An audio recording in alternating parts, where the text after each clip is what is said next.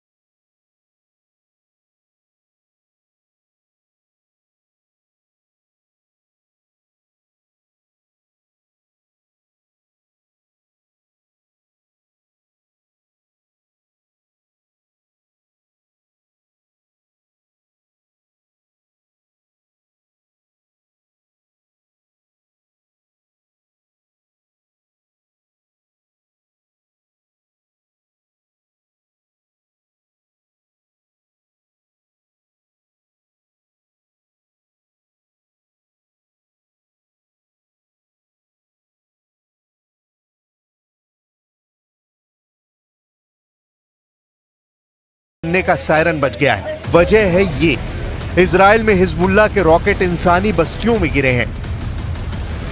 ما حصل يوم الثلاثاء ويوم الأربعاء. يوم الثلاثاء يعني أنا بس بدي أوصف اختصار كمدخل ولا معروف لكم صار. تم استهداف من قبل العدو الإسرائيلي، تم استهداف آلاف أجهزة البيجر وتم تفجيرها في वक्त वाहिद। इजराइल में नेतन्याहू के आलोचक दावा कर रहे हैं कि इस युद्ध में सबसे बड़ा नुकसान इजराइल का ही होगा, क्योंकि हिजबुल्लाह की मिलिट्री विंग खामनेई के बिछाए बारूदी दलदल में नेतन्याहू को तेजी से खींच रही है।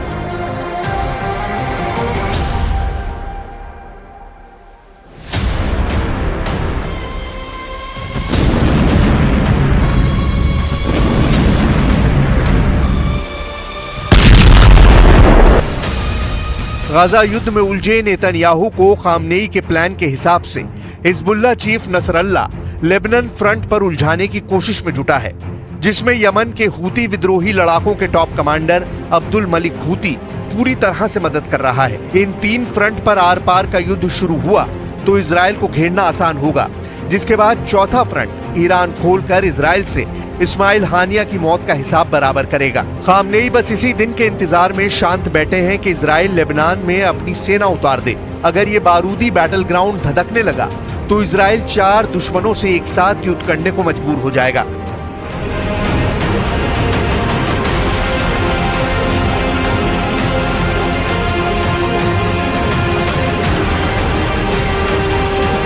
हिजबुल्लाह ने रॉकेट फोर्स के साथ फाइटर ड्रोन भी जुटा लिए हैं।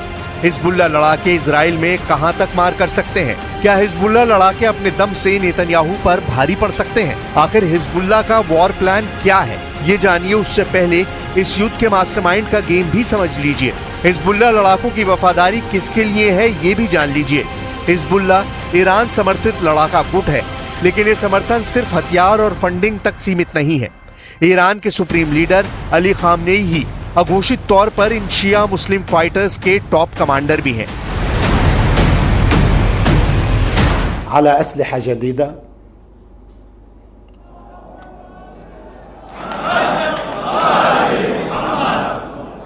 طبعا ما حقول شو هي الأسلحة الجديدة، هاي بتبين بالميدان وقت اللي بيتاخد قرار بتبين.